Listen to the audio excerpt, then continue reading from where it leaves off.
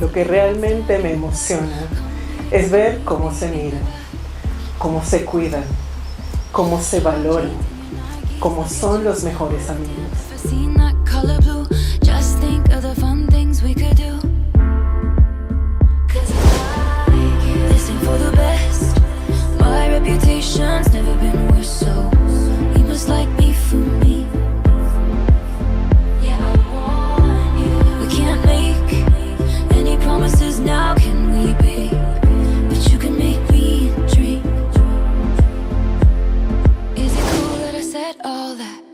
Is it chill that you're in my head?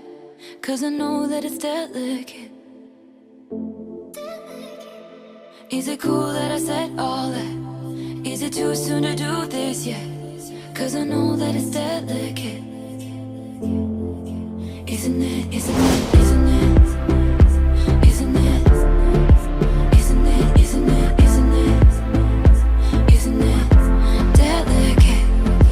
Third floor on the west side. Y yo pude conocer al chico extraordinario, irresponsable, con ideas marcadas, pero muy capaz, que lo más importante es que quieres mucho a alguien. Eso es lo que más me gusta. Gracias a cada uno de ustedes por ser parte de este momento tan significativo.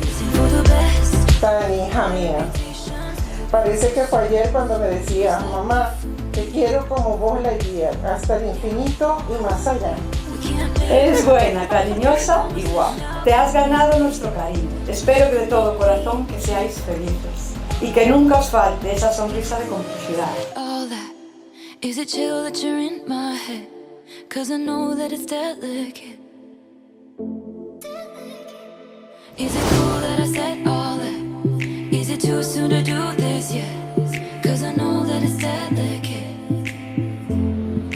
Isn't it, isn't it? Queremos decirte que eres una maravillosa amiga, porque tienes un corazón que no te cabe en el pecho, porque eres alguien con quien contar y con quien sentirse comprendida, y porque eres alguien que siempre trata de regalar su mejor sonrisa aún en los peores momentos.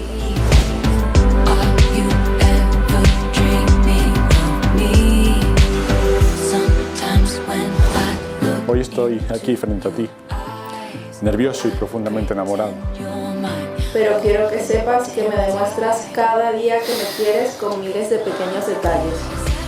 Y solo pido a Dios poder seguir siendo así de felices y plenos cuando tengamos a nuestros hijos.